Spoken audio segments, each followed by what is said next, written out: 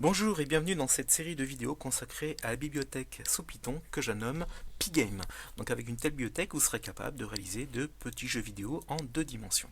Donc avant qu'on installe et qu'on utilise quoi que ce soit, je vais vous montrer un exemple concret d'un programme que j'ai conçu grâce à cette bibliothèque Pygame, un jeu que j'ai appelé Battle. Donc ça va être un jeu de tir, vous allez comprendre. Donc battle.py, donc c'est un point Python, donc on le lance.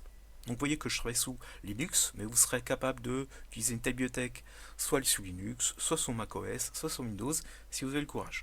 Donc lançons la chose. Voilà, donc une première fenêtre d'introduction avec le titre, le nom de l'auteur, et bien sûr pour ensuite enchaîner les écrans successifs, on faudra faire échappe. Donc vous avez compris, vous avez un petit vaisseau tout en bas qu'on peut guider vers la gauche, vers la droite. Alors, il reste bloqué, il ne pourra pas dépasser la taille de la fenêtre actuelle. Alors, sous Pygame, on peut aussi faire des jeux en full screen, donc en écran entier.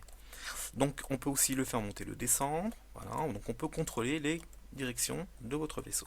Pour que les choses soient un peu plus animées, plus réalistes surtout, j'ai fait une petite animation avec une petite fumée qu'on a l'impression qui sort des échappements du vaisseau.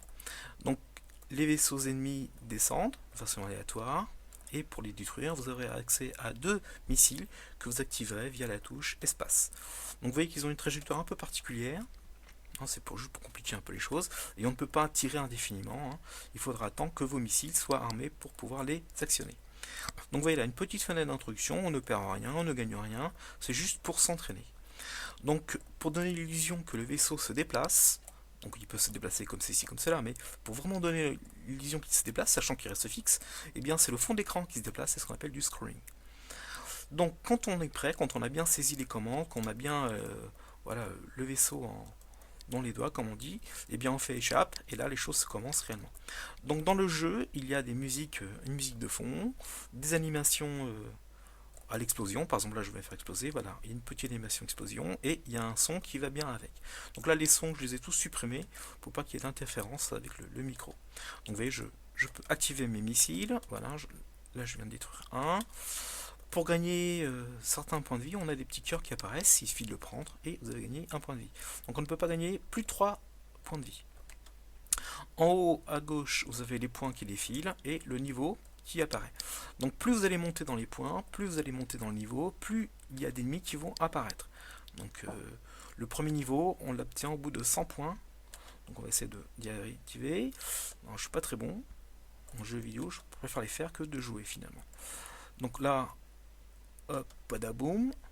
Bon, c'est dommage que vous n'ayez pas le son, mais dans les versions en live, vous aurez le son. Donc j'essaie de trouver une petite astuce là pour mettre. Donc je vais perdre, voilà. Donc là on a passé 115. Donc là théoriquement il y a de plus en plus de vaisseaux qui vont descendre. Vous voyez, par vague de 2 là, actuellement. Et bien sûr il y a des petits nuages aussi, histoire d'animer un peu le fond d'écran. Donc voilà, je l'ai perdu. Et bien sûr, avant de quitter, on vous propose le score actuel et les 3 meilleurs scores qui ont été enregistrés dans un fichier. On vous montrera ça. Et donc pour rejouer, on fait enter, et pour sortir, on fait échappe. Donc ce qu'on va faire.